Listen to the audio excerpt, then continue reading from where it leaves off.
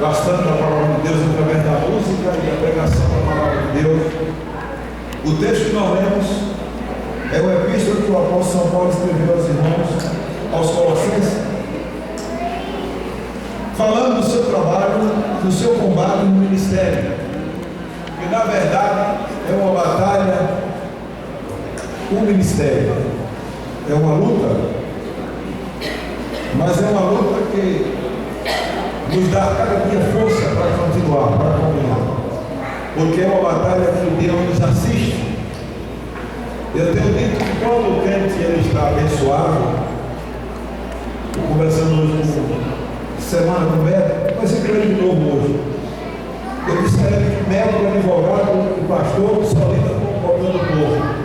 Porque quando o senhor recebe uma bolada de dinheiro, né? É muito difícil chegar e dizer, eu pastor recebi uma bolada de dinheiro, mas quando ele está com problema, ele procura ou o médico, ou o pastor, ou o advogado. São pessoas que lidam com a necessidade do povo. E é aqui que nós recebemos também uma influência. Então é preciso o líder religioso, ele tem muita graça de Deus para não se deixar levar pelo tudo que ele recebe. E Paulo, que foi um homem que na época da perseguição, ele também era perseguidor e tornou-se um grande baluarte do Evangelho.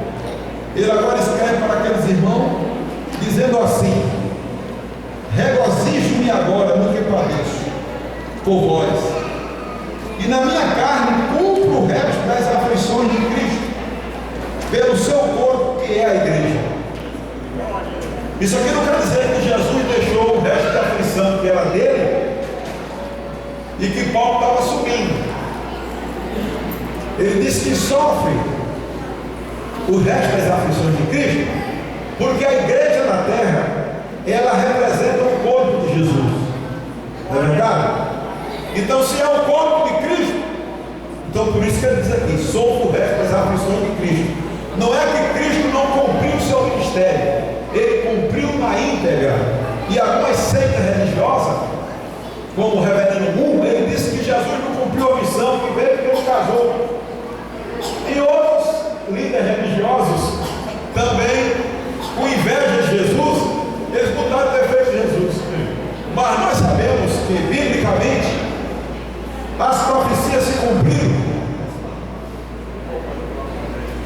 As profecias se cumpriram em tudo que Jesus passou aqui, da sua morte, do seu sofrimento, ao ponto do apóstolo, do profeta Isaías ser chamado o profeta messiânico, porque foi quem mais se destacou em falar do sofrimento, do ministério e da vida do Messias.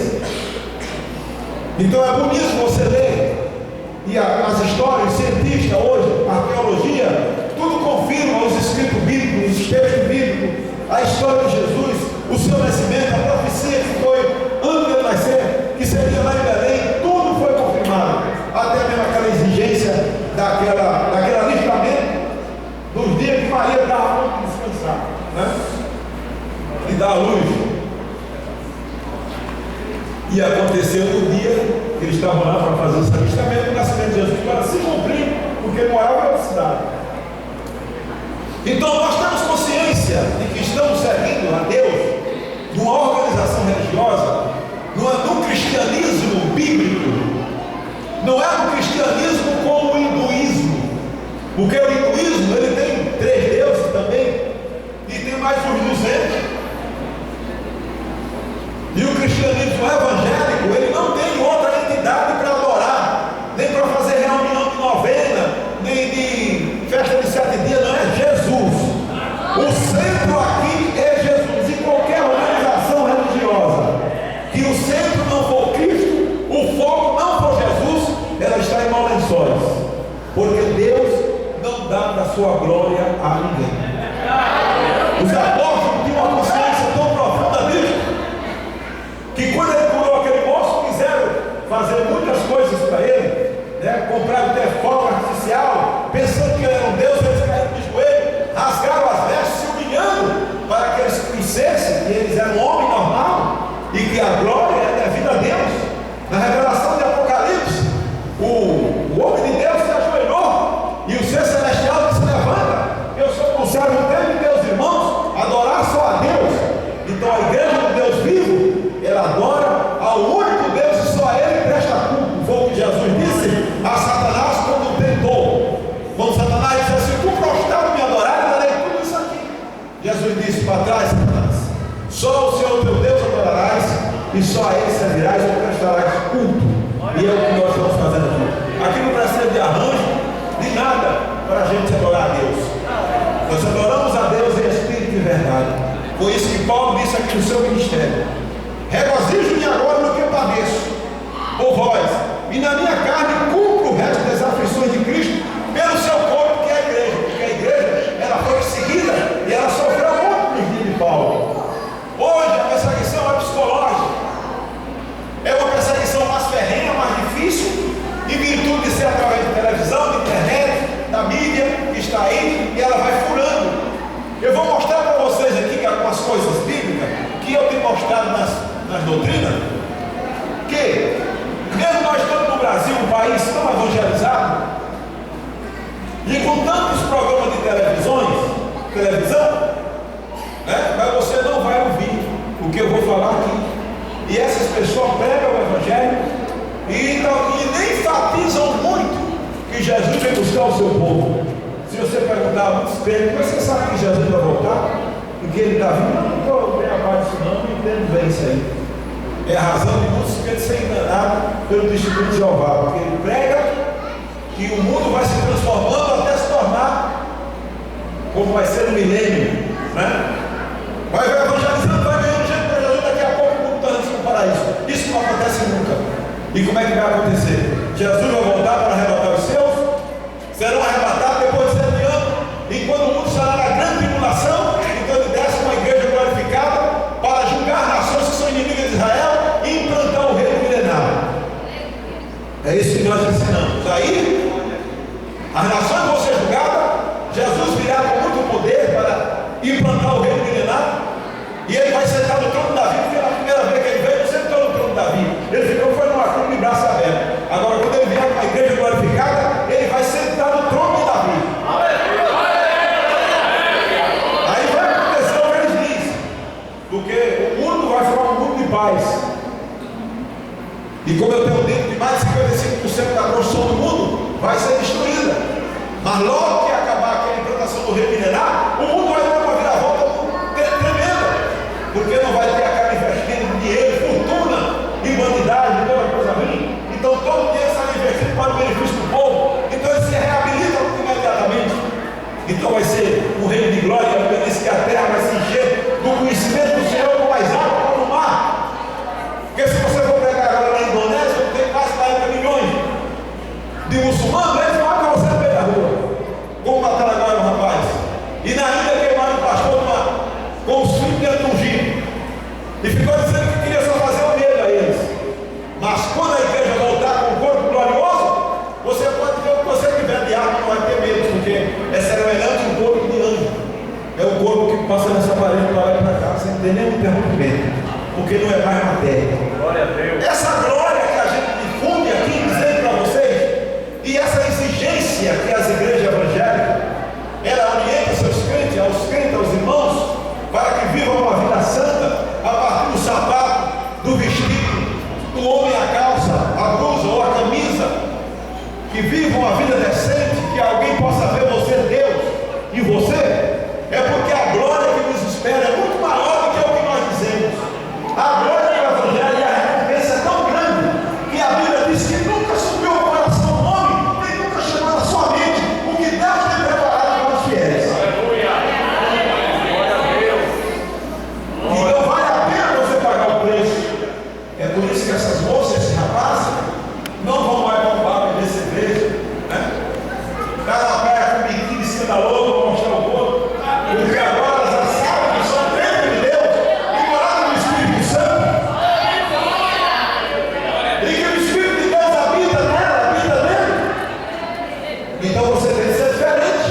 É porque tem pessoas que querem gozar do céu com toda a sua glória, mas quer viver esplendidamente da sua própria maneira. Isso não vai acontecer. Se você pegar qualquer história de qualquer livro antigo a respeito dos santos que passaram, veja como era a postura e a compostura deles. Nós pregamos a maior televisão não pega, porque a televisão não tem coragem de falar o que nós falamos aqui, porque não dá ibope, nem carrega, nem leva atrás deles seguidores, e as pessoas querem pastores e igreja que satisfaçam o seu desejo, que pegue o que eles querem ouvir. Mas aqui nós não pregamos o que o povo quer ouvir, aqui nós pregamos o que Deus quer falar, porque Deus é quem manda. Aí Paulo diz assim: da qual eu estou feito ministro. Ele sofreu o resto das aflições de Cristo, porque ele, como membro da igreja, era parte do corpo. Ele sofria a represália dos judeus, que era inimigo do cristianismo, do qual eu estou feito ministro, segundo a dispensação de Deus, que ele foi concedida para convosco, para cumprir a palavra de Deus, o mistério que esteve oculto desde todos os séculos, em todas as gerações, e que agora foi manifesto aos seus santos. Olha a linguagem aqui: aos seus santos. Então veja bem que isso tem um peso de glória muito grande. Não foi a qualquer um que Deus manifestou nem revelou. Ele revelou para os seus santos. Então o que é que você é? Santo. E o que é ser santo? É ser separado. Ser santo não é estar dentro de um oratório, nem dentro de um santuário de vidro. Ser santo é ter uma vida normal, comer feijão, comer arroz, carne de boi, comer no ombro, que a Bíblia diz: se quiseres, comerei o melhor dessa terra. E eu quero. Glória a Deus. Ser santo é ser separado. É viver uma vida decente, é comprar e pagar, ser responsável com as suas atitudes, né? Com as suas ações, ser um homem de bem na sociedade, na sua casa, na rua que você mora, na sua comunidade, e dar um testemunho de uma mulher de Deus, de um homem de Deus. Aleluia. É isso que Deus exige de você. Deus não exige de você viver como Ele mandar, não. Eu estou quase saindo para o céu, não. Você pode sorrir, você pode até falar alto, você não pode detratar ninguém, pode até debater com alguém, né? Desde que não detrate um ou outro, porque isso é normal. Se você é um comerciante, é uma pessoa de negócio, que deve haver um desentendimento, mas desde que não haja de respeito de um para o outro, não tem nenhum problema. Glória a Deus. Nós não pregamos uma santidade isolada dentro de uma caixa, não. Pregamos uma santidade de homens e mulheres que são de negócio. A Bíblia diz que os apóstolos tiveram debates até alto. Isso só se detratar o outro, aí tem que pedir perdão. E se errar, ainda tem sua oportunidade de pedir perdão e se perdoar. Aleluia. Eu vou terminar.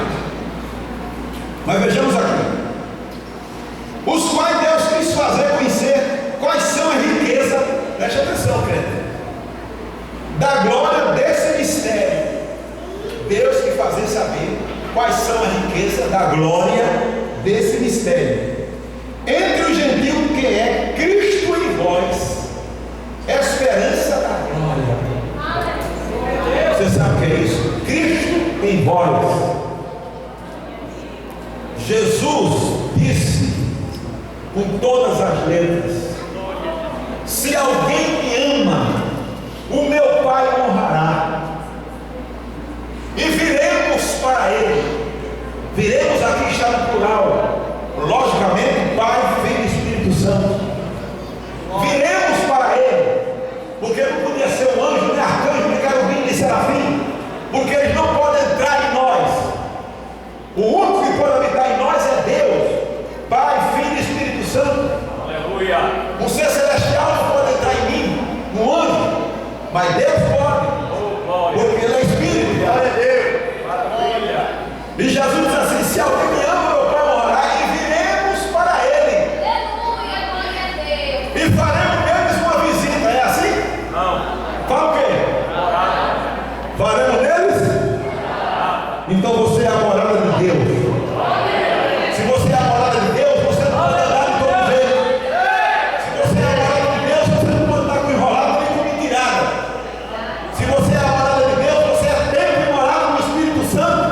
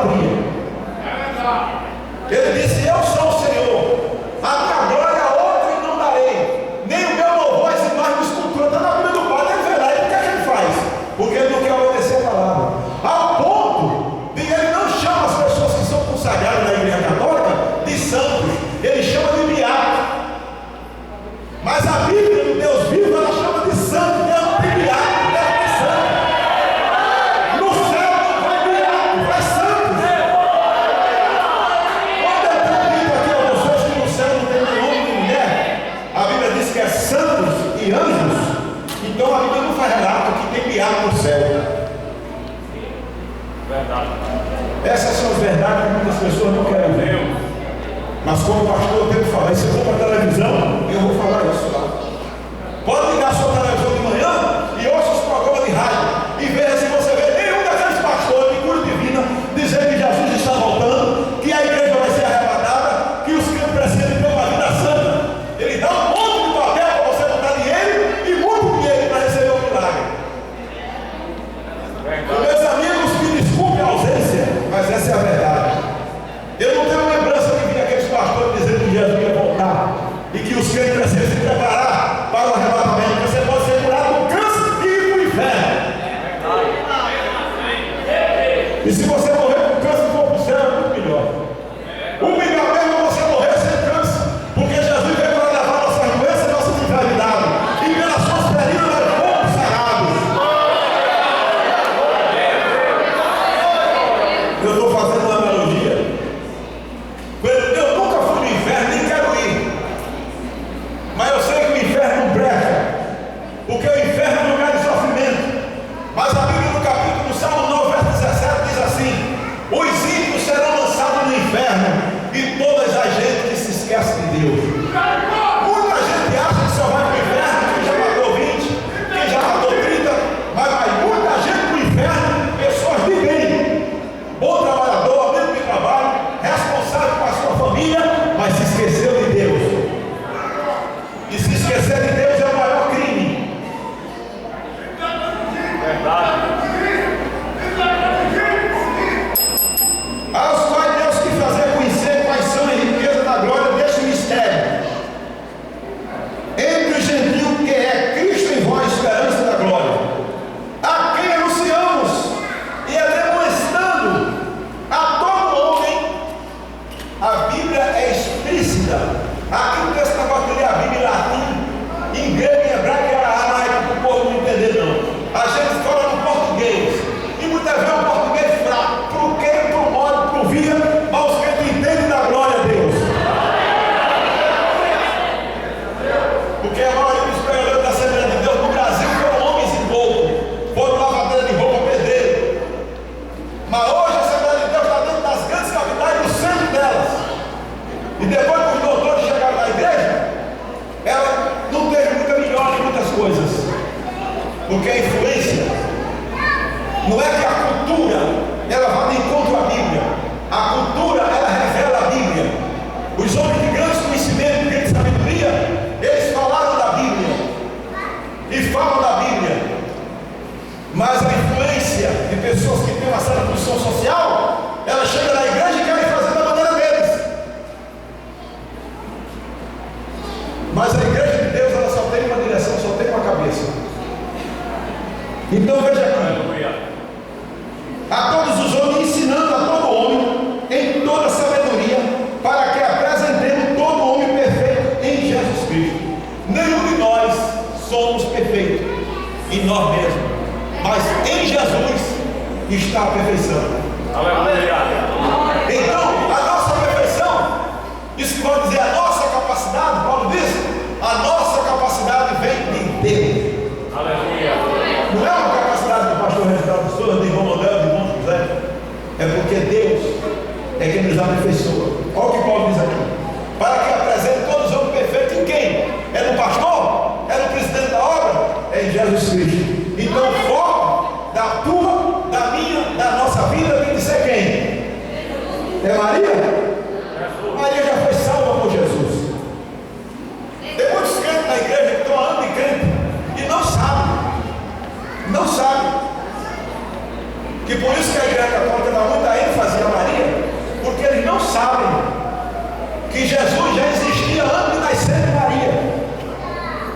Se você perguntar aqui, mas muita gente levantar a mão dizer que não sabe. Antes de Maria nascer, Jesus já existia. Jesus disse: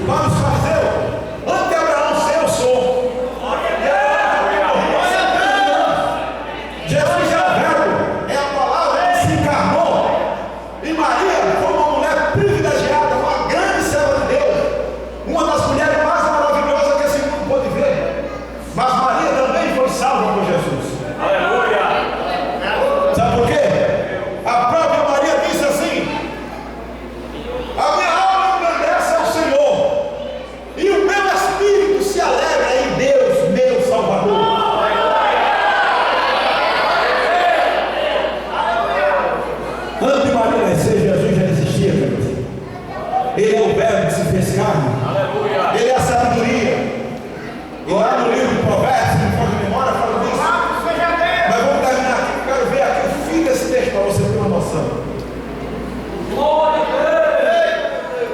E para isso também trabalho com vasos segundo as suas eficácias, que opera em mim poderosamente. Por quê? Quero que saibais quão grande combate tenho por vós e pelos que estão na Odisseia, e por quantos não viram o meu rosto em carne, para que os seus corações sejam consolados. Porque os crentes amavam muito Paulo, que era um homem muito usado por Deus. Também era um homem que tinha sofrido muito.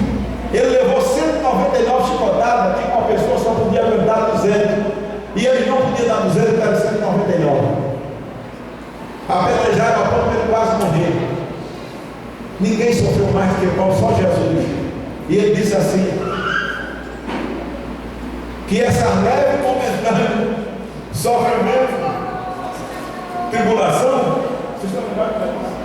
Leve e momentânea, leve, não para levar 139 chicotadas que só não podia levar 200. Que aquele homem sofreu, foi apedrejado quase até a morte. Essa leve e momentânea tribulação. E você está reclamando porque está parado, porque olhou para o armário, tem pouca coisa, o sapato já está um pouco desbotado. Dá glória a Jesus, que a Bíblia diz que Abraão foi fortalecido na fé, dando glória a Deus. Jesus, meu sapato está desbotado, o sapato está no saco comigo. Glória a Jesus. Meu pai já está ficando estranho, mas não é ficando estranho mesmo, porque tu está engordando. Glória a Deus. A gente não fica gordo, a gente só diz que pode estar na estreita. Eu estou com a minha serra muito estreita. É que você ficou mais forte. O pasto é bom e você está ficando fortinho. Então ele diz assim, ó: para que seus corações sejam consolados e estejam unidos em caridade, enriquecidos da plenitude. Plenitude é poder. Enriquecido da plenitude. Veja que grandeza tem isso aqui. Pode pegar um grande teólogo, que seja ele um padre, que seja um pastor, e manda ele explicar isso aqui para você. Estejam enriquecidos da plenitude, da inteligência e enriquecidos, né? Enriquecidos da plenitude, da inteligência, para conhecimento do mistério de Deus, Cristo. Aleluia. Glória a Deus. O mistério de Deus é Cristo. Oh, maravilha. Glória a Deus. Vocês amam esse mistério? Eu amo. Quem é Oh, maravilha. ele? Agora preste atenção. Glória. Veja o que é que ele diz. Mistério de Deus, Cristo. Aí agora veja o que vem. Em quem estão escondidos todos os tesouros da sabedoria e da ciência. Está escondido em quem? Jesus. E por que é que eu vou atrás de Maomé? Por que é que eu vou atrás de Buda? De Confúcio, Platão, revelando o mundo. Se toda a glória está em Jesus, ele disse: todo o poder foi me dado no céu e na terra.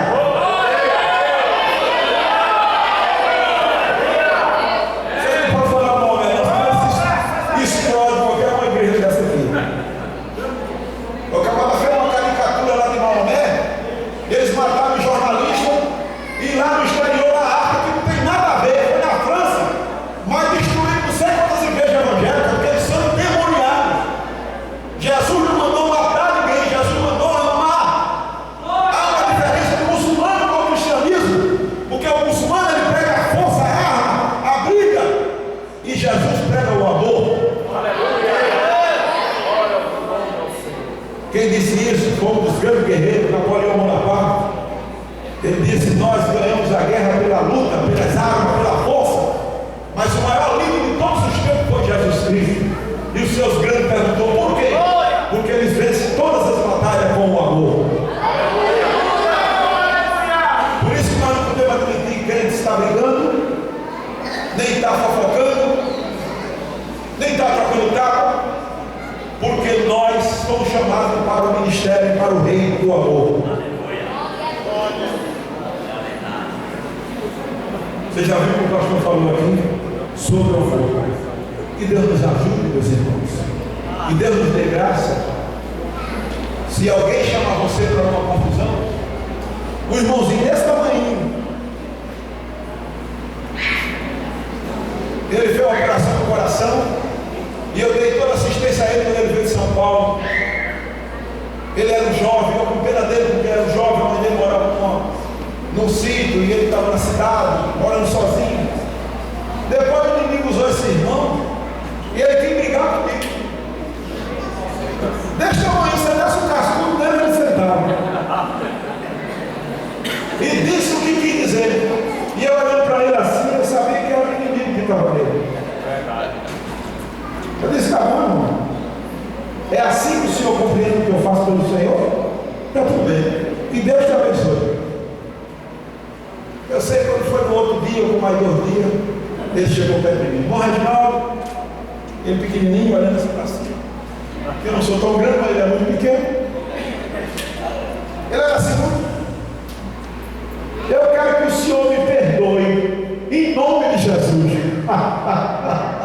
E o Senhor que perde com isso é